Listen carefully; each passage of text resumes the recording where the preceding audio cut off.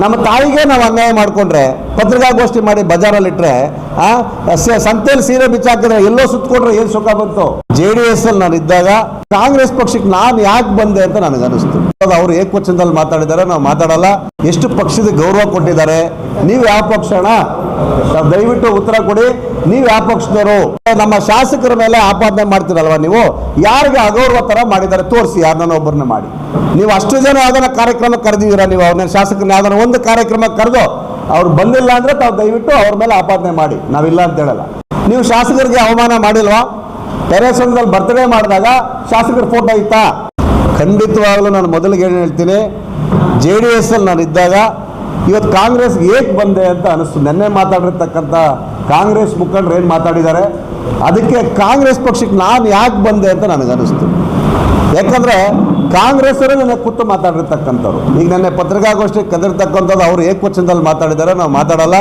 ಭರಣಿ ವೆಂಕಟೇಶಣ್ಣರಾಗ್ಬೋದು, DCC Mohan Reddy ಅಣ್ಣರಾಗ್ಬೋದು, ಆವ್ ರೆಡ್ಡಿ ಅಣ್ಣರಾಗ್ಬೋದು, ನಮ್ಮ Milton ವೆಂಕಟೇಶಣ್ಣರಾಗ್ಬೋದು, ಕಾಕಲ್ಸಿದ್ದ ರಾಜಣ್ಣವ್ರಾಗ್ಬೋದು, ನಮ್ಮ ಯಾರು ಶಂಕರಣ್ಣವ್ರಾಗ್ಬೋದು, ಮತ್ತು ಅವರೊಟ್ಟಿಗೆ ಇರ್ತಕ್ಕಂಥ ಎಲ್ಲ ಅಣ್ಣಂದರು ನೆನ್ನೆ ಮಾತಾಡಿರ್ತಕ್ಕಂಥದ್ದು ಎಷ್ಟು ಗೌರವವಾಗಿ ಮಾತಾಡಿದ್ದಾರೆ, ಎಷ್ಟು ಪಕ್ಷದ ಗೌರವ ಕೊಟ್ಟಿದ್ದಾರೆ.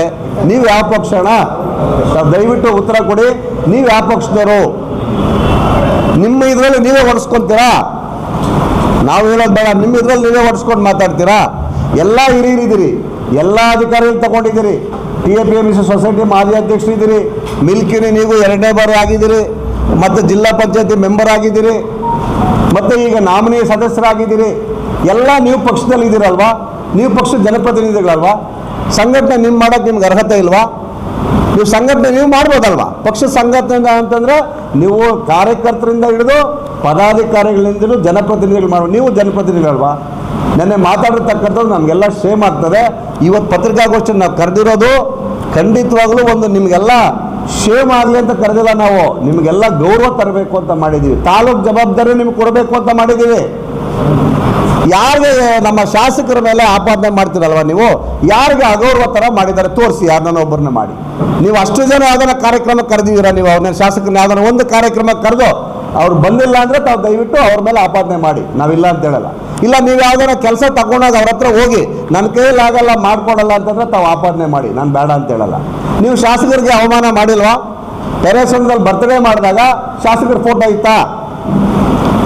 ಯೋಚನೆ ಮಾಡಿ. ಮಾತಾಡೋದಕ್ಕೆ ಮುಂಚೆ ತಾವು ದಯವಿಟ್ಟು ಎಲ್ಲ ಅಣ್ಣಂದ್ರಿದ್ದೀರಿ, ವಯಸ್ಸಲ್ಲಿ ದೊಡ್ಡವರು ಇದ್ದೀರಿ, ನಿಮ್ಮಗಳ ಒಂದು ಸ್ವಾಭಿಮಾನಕ್ಕೆ ಧಕ್ಕೆ ಥರ ನಾವು ಯಾರೂ ಮಾತಾಡಲ್ಲ.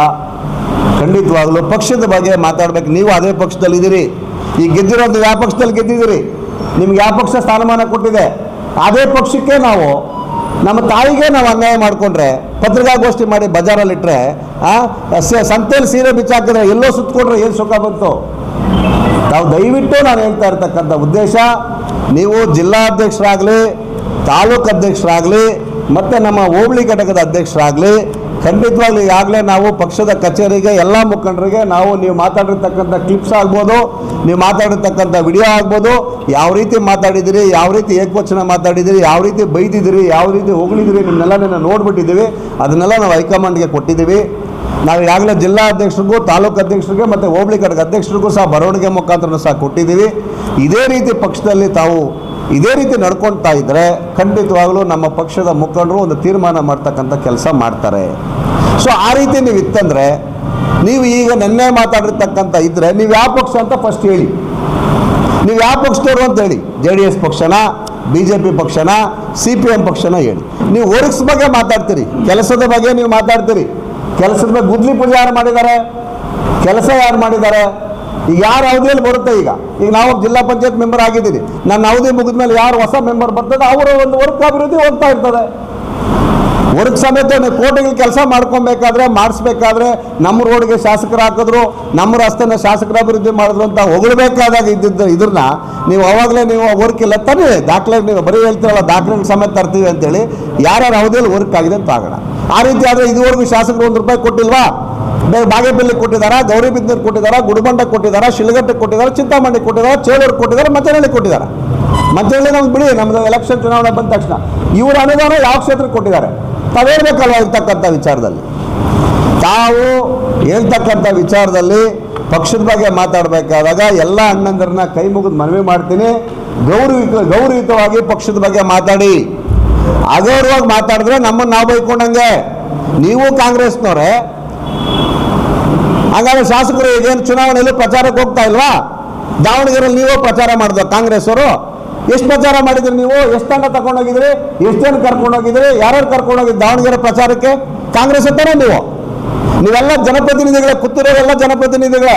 ಗ್ರಾಮ ಪಂಚಾಯತಿ ಮೆಂಬರ್ ಆಗ್ಬೋದು, ಕೌನ್ಸಿಲರ್ ಆಗ್ಬೋದು, ಮಿಲ್ಕ್ ಯೂನಿಯನ್ ಆಗ್ಬೋದು, ಜಡ್ಬಿಗ ಆಗ್ಬೋದು. ನೀವು ಯಾವ ಕ್ಷೇತ್ರಕ್ಕೆ ಹೋಗಿ ಮೊನ್ನೆ ಬೈ ಎಲೆಕ್ಷನ್ ಆದಾಗ ಎಲ್ಲೆಲ್ಲಿ ಕ್ಯಾನ್ವಾಸ್ ಮಾಡಿದಿರಿ? ಯಾವ ಜವಾಬ್ದಾರಿಯನ್ನು ಹೊತ್ಕೊಂಡಿದ್ದೀರಿ ತಾವೆಲ್ಲ? ಪಕ್ಷದ ಬಗ್ಗೆ ನೀವೇ ಸಂಘಟನೆ ಮಾಡಿದಿರಿ. ಯಾವಾಗಲೂ ಭಯ ಕಾರ್ಯಕ್ರಮ ಹೊರತು ಸಂಘಟನೆ ನೀವು ಮಾಡಿ ಇನ್ನೊಬ್ಬರು ಮಾಡೋದು, ಇನ್ನೊಬ್ಬರು ಮಾಡ್ತಕ್ಕಂಥದ್ದು, ಕುಂಬಳಕಾಯಿ ಕಲಾದ್ರೆ ಹೆಗಲು ಮುಟ್ಕೊಂಡು ನೋಡ್ಕೊಳತಕ್ಕಂಥದ್ದು. ನಾವು ತಪ್ಪು ಮಾಡ್ಕೊಂಡು ನಾವೇ ನಮ್ಮ ಪಕ್ಷದಲ್ಲಿ ಹೇಳ್ಕೊಡ್ರೆ ಇದು ಯಾವ ಮಟ್ಟಕ್ಕೆ ಸರಿ ಇದೆ ಅಂತ ಗಣ್ಯ ಯೋಚನೆ ಮಾಡಬೇಕು, ಪದಾಧಿಕಾರಿಗಳು ಯೋಚನೆ ಮಾಡಬೇಕು.